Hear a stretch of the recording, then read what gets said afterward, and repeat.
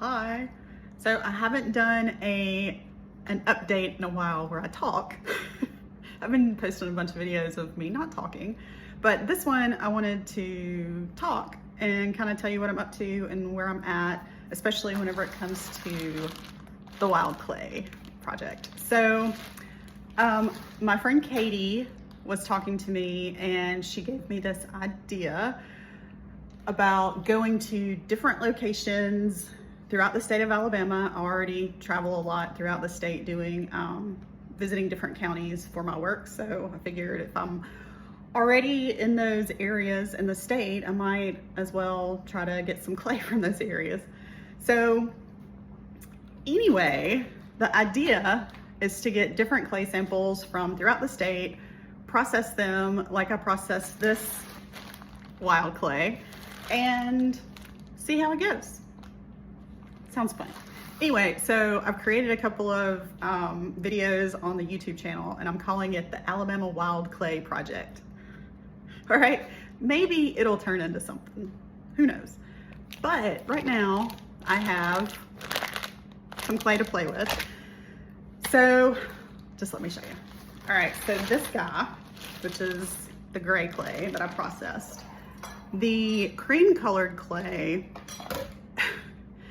dried out too much whenever it was in the pillowcase. So it is July in Alabama and it's really hot. And so I only do this on the weekends. And by the time, okay, I didn't check on it during the week like I was supposed to. I probably could have caught it in time, but I didn't. So I'm opening this up with a crinkly. Anyway, it got too hard.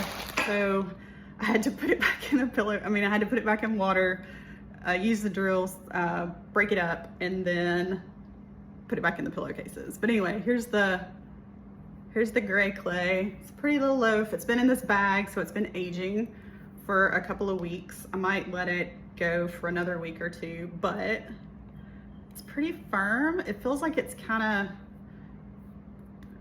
sort of a little, I don't know. It's an interesting texture. It's not the same kind of texture as my other clay that I use. So who knows? But the next phase of this is for me to make test tiles out of it. And so what I'm gonna do is I'm gonna make test tiles out of just this clay right here, which has been through that mesh sieve.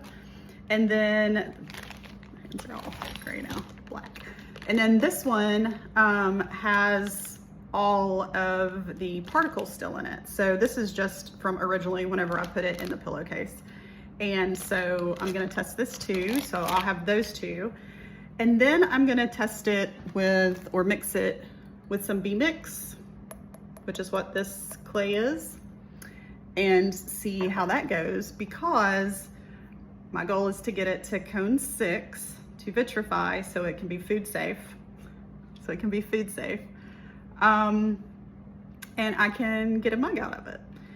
But the test tiles, I'm kind of drawing a blank on how to do those right now, because I want it to be something that I can maybe give back to, after I test it, of course. I'm gonna do absorbency test on it to see if it holds water and how much water it does hold, if it holds water. So I'll do that after I take it to the cone 6 mid-fire. But I'm thinking about maybe doing like a circle shape for a test tile, and then I can like put a hole in it and I can string it or put some kind of like leather cord around it or something like that. I don't know, something to give back to the person that donated the clay to me. That way they can hold on to it if it turns out to be anything.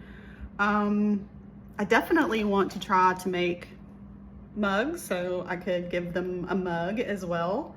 And then I was thinking maybe like do the test tiles like the shape of Alabama, like I did Auburn, just put like a little heart or star or whatever from the location it's from. Or maybe I could do that in addition to test tiles. I don't know, I'm not sure. But that's kind of something I have to come up with. I also want to put texture on them. And the only thing I have for texture right now is this, I don't know if you can see it, but it's like these bees. It's embossed on this rolling pin, so that's the only thing I have for texture. So I could go get some other kind of texture embosser or whatever. That way you can see how the glaze fits on the clay.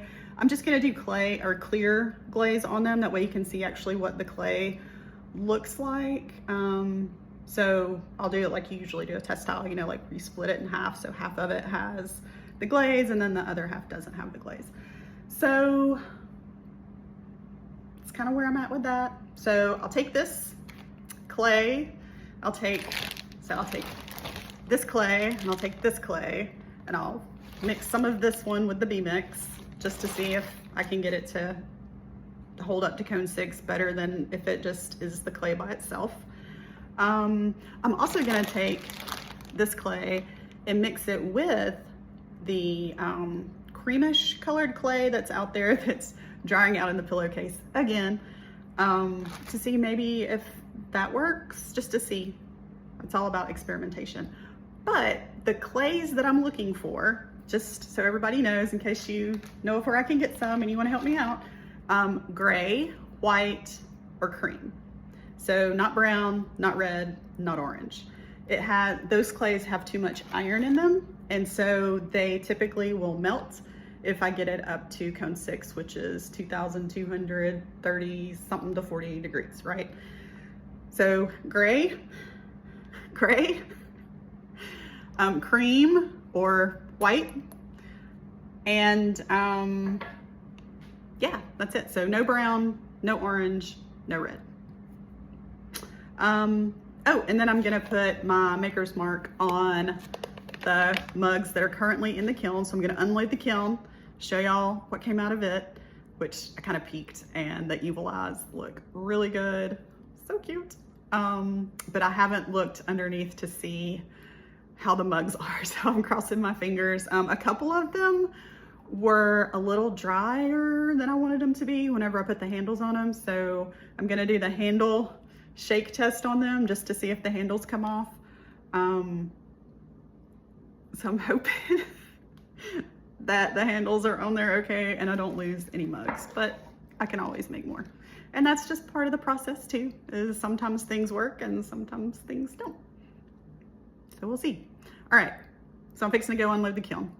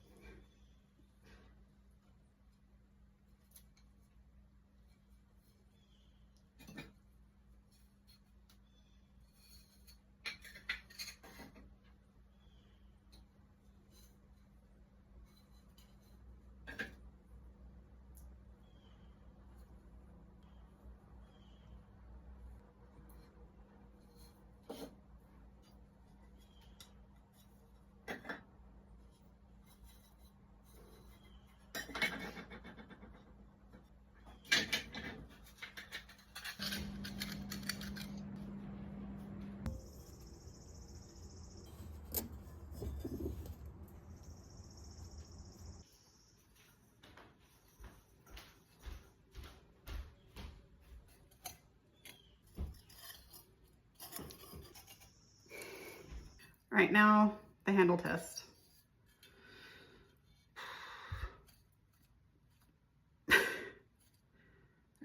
Probably need to do this outside, huh? That one's good. I should do this a different way. So far, so good. That one's so good.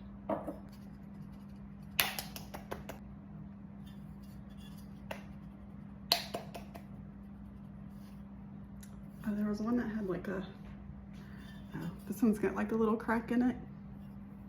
Can you see? I don't know if you can see. Gray clay. Oh, no. It's so dirty looking. This one's better. Can you see the little crack?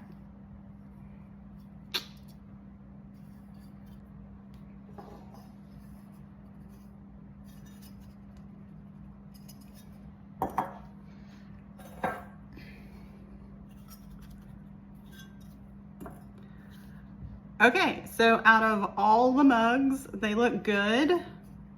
The only one, where'd I put it?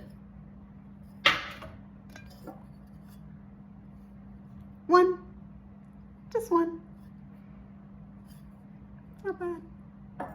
All right, so now what I'm gonna do is I'm going to put my maker's mark on the back of, or the bottom of all the mugs except for this one.